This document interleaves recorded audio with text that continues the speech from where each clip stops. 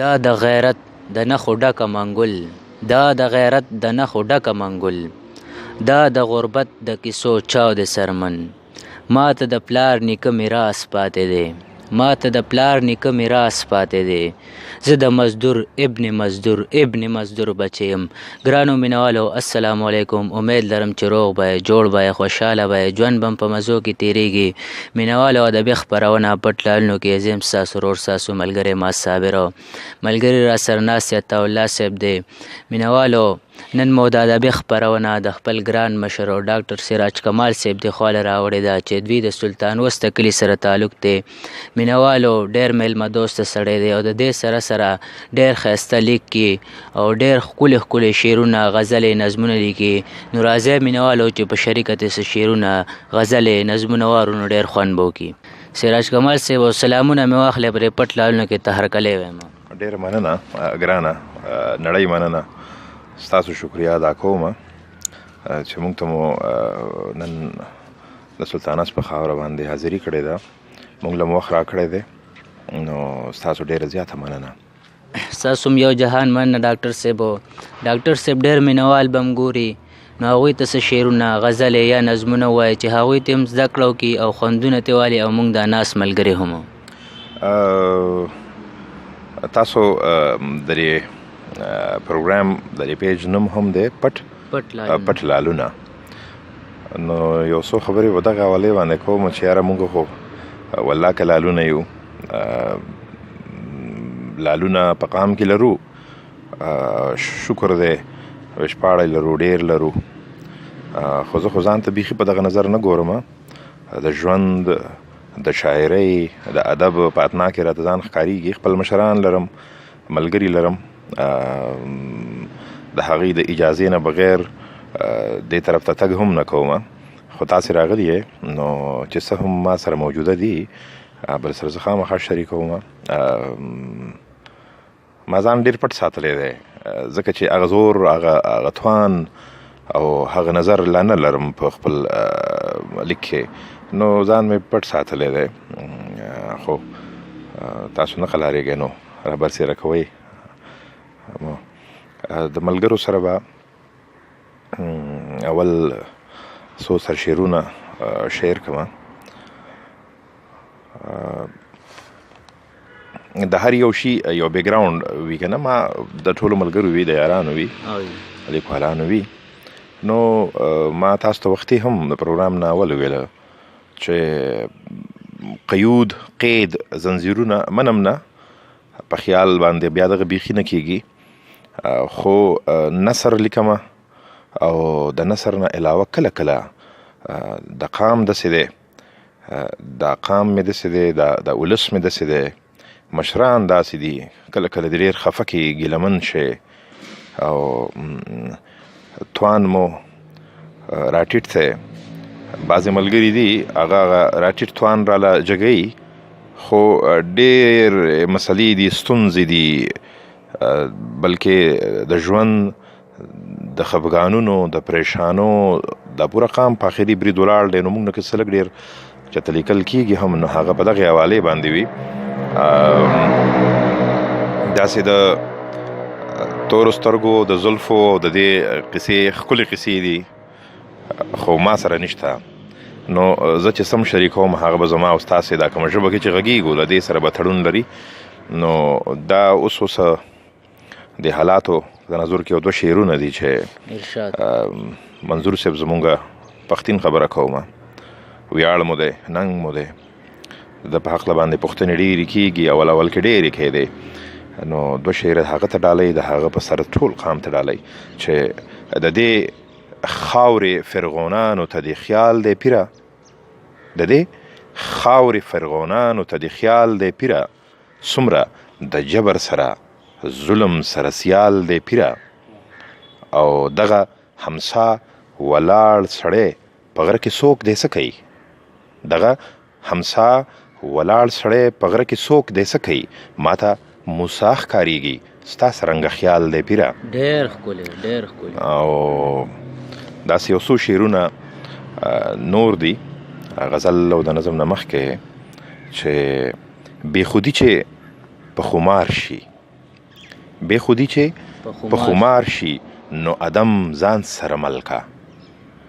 بې خودي چې په خمار شي نو ادم ځان سره مل کا. او لیونتوب چې په ګډا شي، لیونتوب چې په ګډا شي عقل خاورې د درشل کا.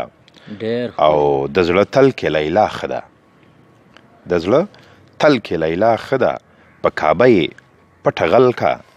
او زما ستا دومره قیصه ده، زما ستا دومره قیصه ده لکه سورې وجود زغل کا. ډېر ښکلی. او د دې شعرونو نه پسته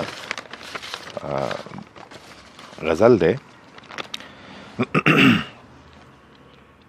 زه یې سم په ځان او ما په ځان کې رانغښتلی دی، زه یې سم په ځان او ما په ځان کې رانغښتلی دی. یو منظر نیولی یم ما یو منظر نیولی دی. او بیا مارغان رالوتی ګرانه بیا بلبل غلی ده، بیا مارغان رالوتی ګرانه بیا بلبل غلی ده. ګوره چې نن بیا چرته منصور په دار ختلی دی. ډېر ښکلی دا راته بیا ووایه. او بیا مارغان رالوتی ګرانه بیا بلبل غلی ده. ګوره چې نن بیا چرته منصور په دار ختلی دی.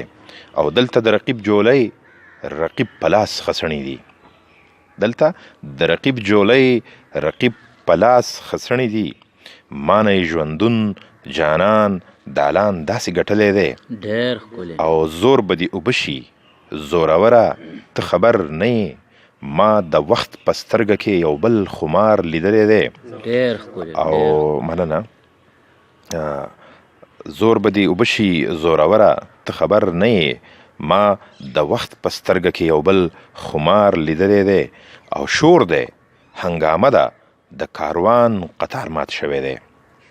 شور دی هنګامه ده د کاروان قطار مات شوی دی. قام لمی جلب د عقل کوم ساروان نیولی دی. ډېر ښکلی دا راته بیا او ووایه. مننه. شور دی هنګامه ده د کاروان قطار مات شوی دی. او قام لمی جلب د عقل کوم ساروان نیولی دی. او یو خوا د کمال قصه او بل خوا د زوال قصه، هغه امر شوي چا چې جام د زهرو څکلی دی. ډېر ښکلی. ګرانو مینوالو، تاسو شعرونه غزل واورېدو، دې سره چې دوی نه بل هم داسې یو غزل یا څه شعرونه یا نظم واورو نو ډېر خوند به وکړي. کمال صاحب مینوالو ته بل هم داسې یو غزل یا نظم یا څه شعرونه ډالۍ کوي چې هغوی ته هم خوندونه والي او زده کړو کې موږ د ناس ملګري هم. زه سره داسې شریکوم، ما د څه څیزونو نه سکرین شاټس اخیستي دي، لیکل راته دوباره ګران و، خپل شیان راته بالکل یاد نه. نو یو غزل در سره بل شریکوم. ارشاد. ما ته زما د عقل وار جانانه داسې خطا دی لکه یار جانانه. او دغه پرون یې ویل ستړی مشه، دغه پرون یې ویل ستړی مشه، نن یې بېوجې کړم په دار جانانه. ډېر ښکلی. او زما د قام شیندلې غوښې مانه تپوس کوي د ستن او تار جانانه. زما د قام شیندلې غوښې مانه تپوس کوي د ستن او تار جانانه. د خپل وجود بقاله داسې کوي، د خپل وجود بقاله داسې کوي، ته یې کړې آر او زه یې پار جانانه. ډېر ښکلی. او بلبل یې پښه تړلې باغ کې پرېښی، بلبل یې پښه تړلې باغ کې پرېښی، پسې یې پرېښی دی خامار جانانه. او د شپون شپېله زما رباب ورکوي، د شپون شپېله زما رباب ورکوي، مولا رباب بولی ستار جانانه. ډېر ښکلی دا راته بیا ووایه. د شپون شپېله زما رباب ورکوي، مولا رباب بولی ستار جانانه. او زما د قام د خوږو زغل داسې دی، زما د قام د خوږو زغل داسې دی لکه ویزاڼي په قطار جانانه. ډېر ښکلی. او بل یو څو شعرونه دي. ارشاد. مونږ ترقۍ ته خوشحالېدو، ساینس ته خوشحالېدو، راغله په منډه راغله ویې کړه ترقي. زه فکر داسې کوم چې هغې ترقي ابادۍ را نه وستلې، هغې د څو ډډو نه علاوه ډېرې بربادۍ وکړې. بالکل. نو هغې حوالې سره یو څو شعرونه دي او خاص کر دا زه کوم مینوال هم په برخه بیخي سوچه پښتانه دي هغوی د لر او بر په فارموله باندې د کوپړۍ کړکۍ خلاصې دي نو که دلته دي او که هلته دي د هغوی ټولو ته خصوصي ډالۍ کومه.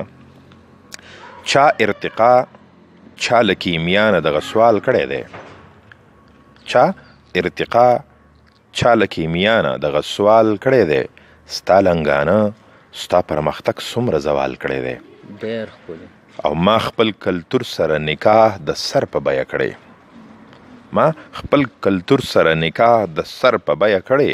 تا یې د زنې په ځای وروځه باندې خال کړی دی. ډېر ښکلی. او مونږ د مشرقه تر مغربه د ژوند ساه لټوو. مونږ د مشرقه تر مغربه د ژوند ساه لټوو. تا د بارودو کر جنوب هم په شمال کړی دی. ډېر ښکلی. او ته په ریخمو کې د خپل ارمان وجود رانغښتی. ته په ریخمو کې د خپل ارمان وجود رانغاړې. مونږ سر په لاس په هر قدم د فکر ټال کړی دی. ډېر ښکلی. ډېر. او مرګ یې روا دی سنګساریږي سر غوسیږي دلته. مرګ یې روا دی سنګساریږي سر غوسیږي دلته. چا چې مولانا د مولا د ایمان سوال کړی دی. ډېر ښکلی. او مونږ همیشه په خپلو وینو پښمني کړي روژه ساتلې. مونږ همیشه په خپلو وینو روژه ماتې په کمال کړی دی. ډېر ښکلی. یو بل داسې وایو روان غونې یو نظم دی. ارشاد. په خپله یې در سره زه شریکوم که تاسې په منځ کې پوښتنه کوئ د هغې په مناسبت سره. یو روان غوندې نظم دی. یو ګیله غوندې ده پکې د مونږ تقدیر او قسمت ته قصې ډېرې لټوو. نو مړه یار شه کنه مړه یار شه کنه څنګ ته راشه. اواز دې مه جګوه شور مه کوه. زما د سوال ماته پیغور مه کوه. پټه په غوږو یو پوښتنه لرم. مونږ دې منو چې تا مو واګې په لاس لکه ساروان د ژوند جلب نیولی. ستا په تختۍ زما د ژوند فیصلې هرې قصې له دې سبب نیولی. مونږ دې منو چې تا مو واګې په لاس لکه ساروان د ژوند جلب نیولی. ستا په تختۍ زما د ژوند فیصلې هرې قصې له دې سبب نیولی. ځان دې حاکم زه دې محکوم لیکلی. ځان له وجود نه ماله ستړی وجود. ماله زما برخه اختیار نه راکئ. ماله زما د خوښې یار نه راکئ.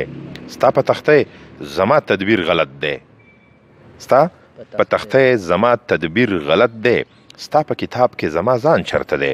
ډېر ښکلی. تا ته زما خو ما ته ستا جانانه داسې ښکارېږي چې تقدیر غلط دی. او یا په دې دوه برخې وجود د ځمکه مرید غلط دی هم یې پیر غلط دی. ډېر ښکلی. یو جهان مننه ډاکټر صاحبو. ګرانو مینوالو دا زموږ سره ډاکټر سراج کمال صاحبو چې دوی خپل کلامونه وویې. نو امید لرم چې تاسو به ترې خوندونه اخیستي وي. نو انشاءالله په راروانه ادبي خپرونه کې بیا ملاقات کیږي. تر هغې پورې موږ له اجازت راکړئ. د لوی الله په امان.